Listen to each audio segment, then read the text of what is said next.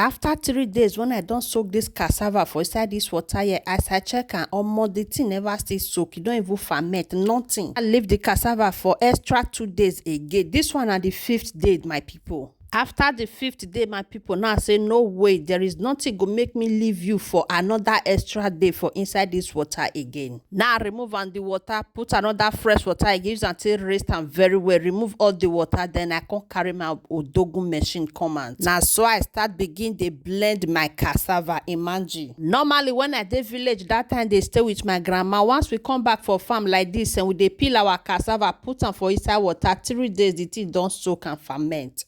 Yes, when we don't soak cassava for inside water like this for Africa that time na 5 days. Why it go be that 5 days? Maybe some cassava when they very strong, especially dry season. You see that dry season period, any cassava that time may they strong because they know they get water again. Now I make am sometimes they reach that 5 days, but after that 5 days, if the cassava not still soak or not ferment, and na throw away my grandma dey throw away and that time. Una know me already, nothing is a waste in my house, especially when it comes to food. Not be cassava when I buy for 18 euro something me or go throw away for waiting. That time for village and na free now we dey take the carry am for farm, but you see this one so now I'm buying. So grandma, I'm sorry that I did throw it away.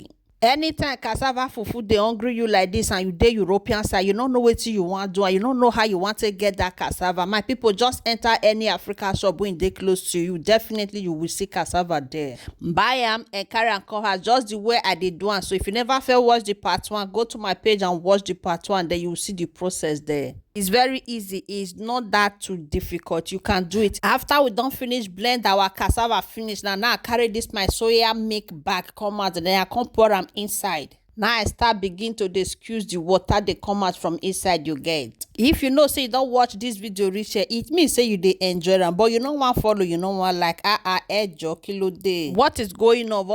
Oh yeah, now help a sister, help a mother. So do may God highly bless you. And to my returning followers, I say may God bless you all as una take the support una girl.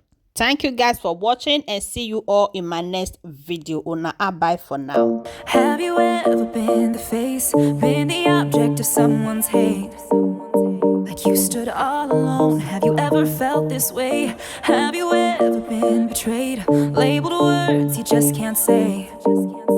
Suffered silently, wanting to be erased. There's a reason to believe again.